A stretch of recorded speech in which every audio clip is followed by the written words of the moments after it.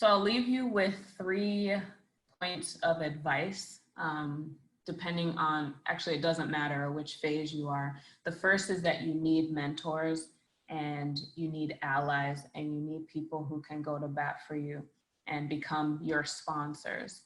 So it doesn't, that one of the myths with mentorship is that you need to know which specialty you want to go into in order to ask somebody or form a relationship with the mentor, and that's not true. I have a mentorship program called the Mentorship Squad, and it's all the way from high school to residency. And I match Black and Latinx students with the same demographic of practicing physicians, residents, fellows, and senior level medical students. And it's definitely been very rewarding, and especially for the younger students who are in high school, pre-med, just seeing somebody who looks like them say it's gonna be okay and rooting for you, that makes such a difference. And I was lucky to have that in my parents, and my father's a physician, but you need people in your corner who you don't have to necessarily explain yourself. They know your character, they know your value that you have to the world, and they know what you've been through. So having mentors is definitely important. Like I said, the networking is important too, because you have people who have seen you, maybe you've shadowed them, and they can maybe help you out. The second point is to balance out the different wellness categories of your life, and not make medicine your identity.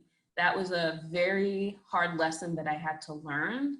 I lost my husband in 2015, and that hit me so hard, and I had to reevaluate, who am I and what is my purpose here? What do I want my legacy to be? And my world came crashing down, and I thought that being a physician was everything. And now I'm actually not considering leaving medicine, but I know I have so many gifts and talents to offer the world that I don't have to be boxed in. I don't have to be a typical physician that works 80 hours a week on one thing. And even if medicine doesn't work out for you, you have so much to add to your community, so much to add to your colleagues. It's not the end all be all. And I get very upset when people think their life is over because they didn't pass an exam, they're not doing as well as their colleagues. It's very frustrating and very upsetting because you're putting so much value in something. Yes, it matters, but it's not taking away from who you are. So that's the second one, to know your worth and that it's not medicine. The third thing is to try and anchor yourself and figure out, this is along the same lines, figure out what else you're interested in and figure out what balances you out.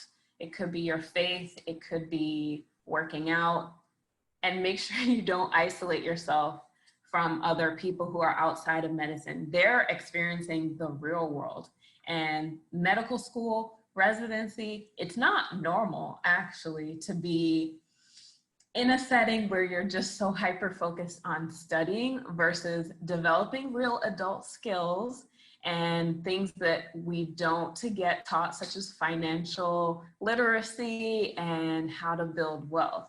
So in your spare time, and I know that's difficult, read or listen to podcasts, learn about other things, and find that balance so that you don't lose your mind through this process and you actually enjoy the process instead of putting so much emphasis on the next exam or the next benchmark or the next hurdle that you have to overcome. So those are the 3 pieces of wisdom that I've learned the hard way that I'd want to leave with you guys.